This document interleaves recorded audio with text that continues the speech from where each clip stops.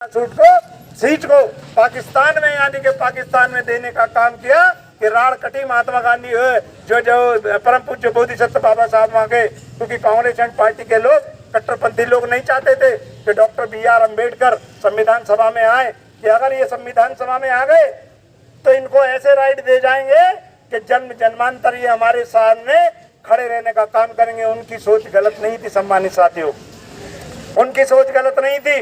परम पूज्य बोधिसत्व बाबा साहब संविधान सभा में पहुंचे और सम्मानित साथियों संविधान सभा में होने को तो 8-10 लोग थे, लेकिन 2 बाहर रहते थे, 2 बीमार रहते थे, कुछ विदेश रहते थे।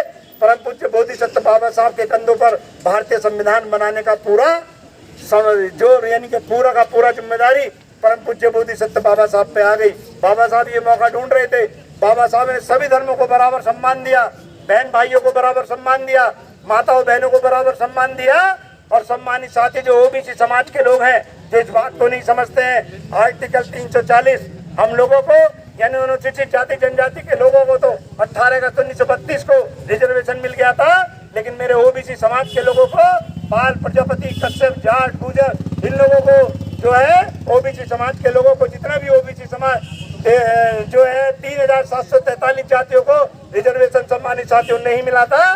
तो वो रिजर्वेशन भारतीय संविधान में आर्टिकल 340 की 15(4)(16)(4) में ये व्यवस्था की कि जैसे अनुसूचित जाति जनजाति के लोगों को राजनीतिक सामाजिक हर क्षेत्र में अधिकार है। आर्टिकल 340 की 15(4)(16)(4) ये कहती है कि अनुसूचित जो है OBC समाज के लोगों को भी वही राइट होगा जो अनुसूचित जाति जनजाति के लोगों को होगा। तो सम्मानित साथियों में OBC समाज के लोगों से कहना चाहता हूँ कि आपको भी अगर अधिकार दिलाने का, रिजर्वेशन दिलाने का काम आर्टिकल 340 बाबा साहब नहीं लिखते तो आप लोग आज सांसद विधायक, अरे मैं नरेंद्र मोदी जी को कहना चाहता हूं, अगर आर्टिकल 340 नहीं लिखा जाता तो आज वो प्रधानमंत्री की कुर्सी पर सम्मानित साथियों नहीं होते। ये देन भी परम पूज्य बोधिसत्व बाबा साहब के सम्मानित साथियों। तो बाबा साहब ने हर वर्ग के लोगों को के लिए काम किया। बात लंबी हो जाएगी, फिर मैं आपके सामने आपके बीच आऊंगा।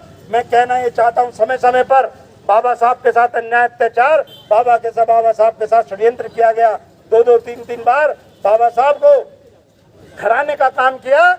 और सम्मानित साथी मैं बता दूं 1952 में बाबा साहब जब कानून मंत्री थे और उधर आगरा उत्तर प्रदेश में लखनऊ आगरा में उन्होंने बहुत बड़ा जो है एक स्पीच दी। उन्होंने कहा मेरे दलित अनुसूचित जाति जनजाति के लोगों, मेरे OBC